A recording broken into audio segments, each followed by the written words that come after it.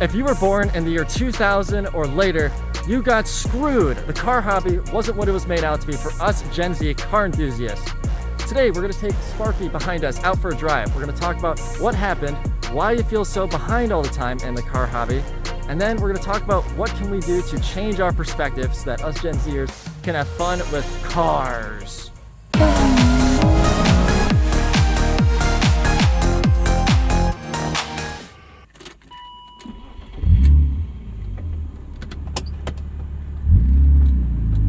Right, so to start off, this is not a pick-me video.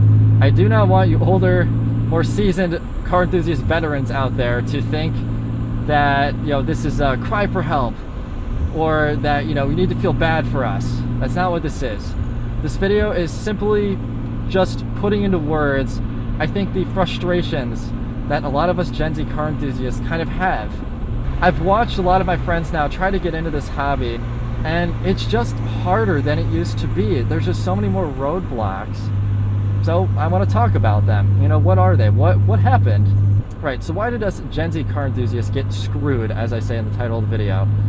It really boils down to this. Us Generation Z car enthusiasts grew up with a certain idea that things would be a certain way in the car hobby, and that there were certain promises, spoken or unspoken, that were made. And those promises include things like cheap, affordable, fun enthusiast cars that were reliable, that had good driver's feedback, that had manual transmissions, and that hasn't really happened for a lot of us.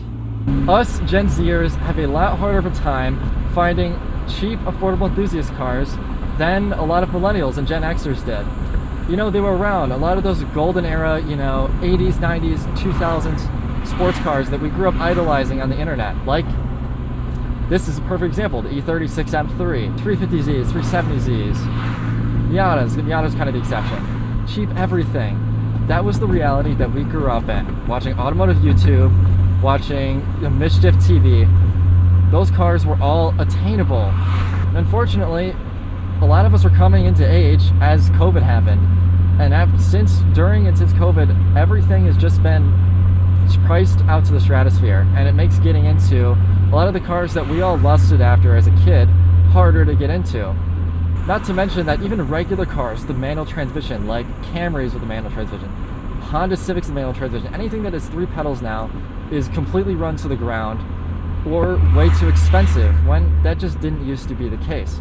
Now, I'm not saying that a manual transmission is the end-all be-all of having fun in a car, but you know what, it's a big part, and it's sort of, as a car person, considered kind of like a rite of passage. And now that rite of passage, so to speak, is a lot less attainable, and that can be disheartening for people. Even if you can afford a lot of these older enthusiast cars, again, I'll use our E36 M3 as an example, they all have old car problems, like almost 300,000 miles, like crappy interiors that are falling apart, like parts constantly breaking, random warning lights that come on, and general old car problems that just weren't an issue that you had to contend with when these cars were, 12 years old. So right off the bat, that's a huge barrier for any of the cars that a lot of Gen Z enthusiasts actually want. So instead, we start looking towards a lot of more modern cars. The problem with modern cars is a lot less of them are kind of enthusiasty. Really your contenders for cheap sports cars in the current age are Miatas, BRZs, and some of the hot hatches as well. But there's a lot less variety, and because there's a lot less variety, you're seeing a lot of weird builds now, and a lot of people trying to do unique things with their cars that they're not even doing because they like it. They're just doing it because they want clout. And that's, I think, where social media has also really hurt the car hobby, is everyone on the internet's trying to do their new build. And that really happened in the past 5 years. Now, when I bought Sparky, our 1998 BMW M3 sedan here, this car wasn't cool yet. I bought her in 2020, and that was like right at the cusp of this car being cool. I bought this car for $6,000, believe it or not. $6,000. Now, we're in it way deeper than that now, but when I bought this car, they were finally starting to dry up, but they were still kind of around. Parts were inexpensive, shop rates weren't astronomically high.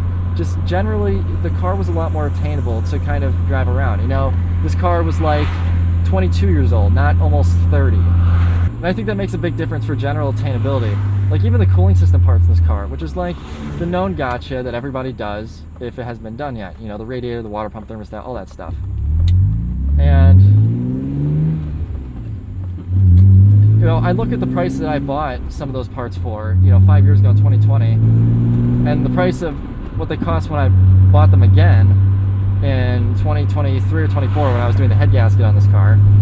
And in just like those short 3-4 years, the prices increased by like 30 to 40% on everything. So all these sort of things in combination is just making a lot of these cars less attainable, and making cars, it's a hobby, less attainable, because you can't do things for as little money as you used to be able to do things for. And on the topic of attainability, I think also finding a good community is a lot harder than it used to be, partly in result of social media and clout chasing. When I first got into this hobby, I started going to BMW CCA events, and I got into it because I bought some springs off somebody. The springs that are on this car, the H&R springs, I bought off of somebody who eventually became my friend, and he got me introduced to the BMW Car Club here in Michigan, the Motor City chapter. And I got into the community, I went on the group drives, started socializing with everybody. I met people, and everything else just fell into place. The exhaust I put on this car, the guy I bought the exhaust from, we became friends. To this day, we're still pretty good friends. It was nice to feel a part of something, a part of a community. And now when you go to car meets, you see everyone doing, you know, the pick-me activities, rev bombing, burnouts. And one of my least favorite things at car meets is people revving their car profusely. I just want to stand around and talk about cars. You know what? If you want to rev bomb your car, go to the middle of nowhere. Go somewhere else. Not to be a Scrooge about it or anything. You know, a couple revs is fine, but people will just sit there with their, you know, on the limiter, and it's just painful. It's like I'm just trying to have an honest conversation with the guy next to me, and now you're making it harder to do because you're trying to stand out with something you think is cool when it really isn't. And all these things in combination sort of add a level of toxicity to the car community from the outside looking in. So, what can we do about it? Is the question. Well, for starters, I think we need to change our perspective, being us Gen Z car enthusiasts.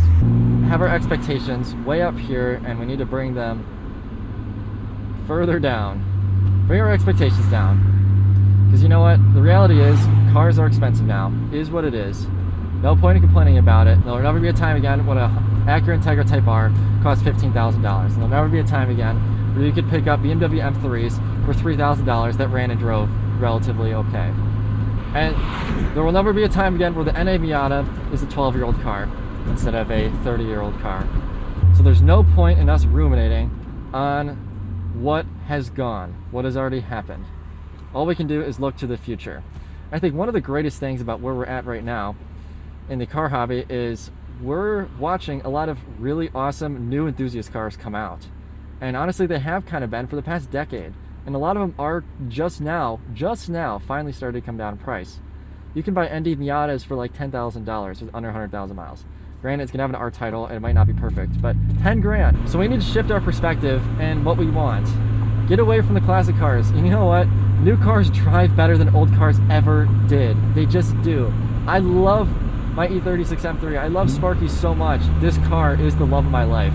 All right, I love this thing. It is so fun to drive. She is just a great car. But you know what drives a lot better than Sparky? Nice. A new Z4 or Supra or a new Miata. I get laughed constantly on the track by ND Miatas. It is non-stop. It's honestly frustrating. I have more power. I should be able to be faster, but I'm just not. You know why? Because the car is just so good. New cars are just so good. They don't have the same raw mechanical feel, the same throttle stumble, the same noises, but they're replaced instead by new experiences that are also awesome. And that's what we need to look forward to. You know what? When us Gen Z car enthusiasts are much older and we're having our car collections, then we can have some of the classics and some of the new stuff. But until then, for those of us who are just getting into the hobby, just buy something new. Don't plague yourself with old car problems. I've been down that road. I've been down the road with this car. You know what? It was barely worth it. And that's only because I really, really, really like this car. The other thing us Gen Z car enthusiasts need to do on the topic of lowering our expectations is not being know-it-alls. That's a problem with the Gen Z. We all think we know everything. I don't know why we do that. And I think that in of itself takes a lot away from the car hobby.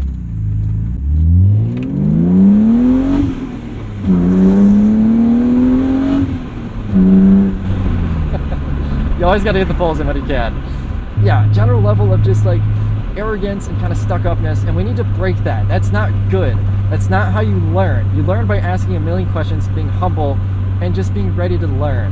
That is the keys to the kingdom right there. That's how you open the doors. Because then you know what? You get the seasoned car enthusiast talking to you. And then you get to learn from them. Because you know what? They've already done all the same mistakes that you're probably going to make if you don't talk to them. And you know what? Might make anyway, even after you do. But that's what we need to be doing as Gen Z car enthusiasts. We just need to go out there, find the right community. If we find the wrong community, if you find the wrong community, the scene that isn't your vibe, go find a new one.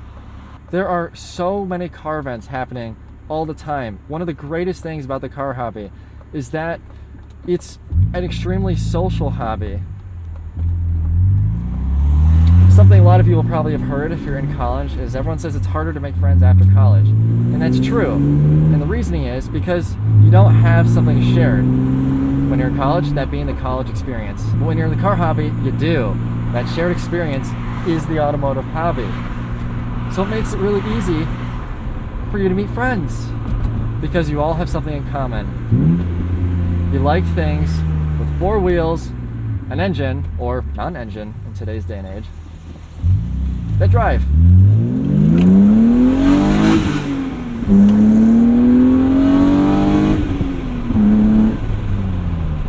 That's the shared experience we all have. Rolling through the gears or letting the car do it for you, but just accelerating fast, having fun, hearing the car, experiencing the handling, throwing it around back and forth, doing little cosmetic mods and sharing with your friends like shift knobs and steering wheels. And oh look, I put a head unit in my car, right? All these cool little things that allow us to share our experiences with one another and have fun, which is something that honestly since COVID, as humans, we've kind of lost. For some reason, we've lost the ability to have conversations and go out there and have fun.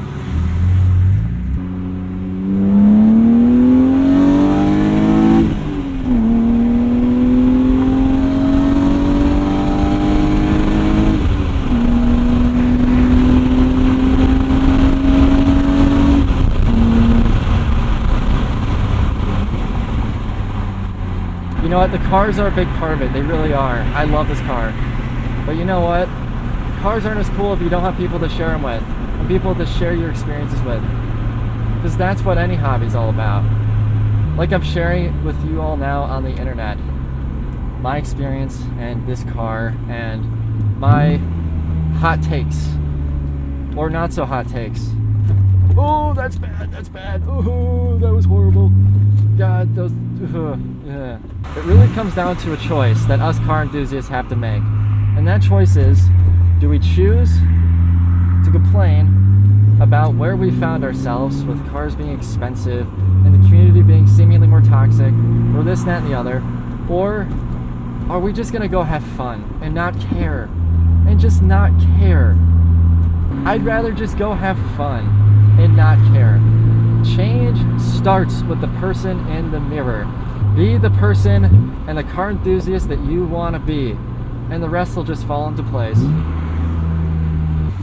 And on that note, everybody, if you liked the video, let me know down below by hitting the like button. Subscribe if you're new to the channel, and comment down below. What'd you think? Did I hit it spot on, or was I completely wrong? Is the car hobby easier for us Gen Z car enthusiasts? I don't know. I'm not right all the time, as it turns out. But take care, everybody, and we'll see you in the next video.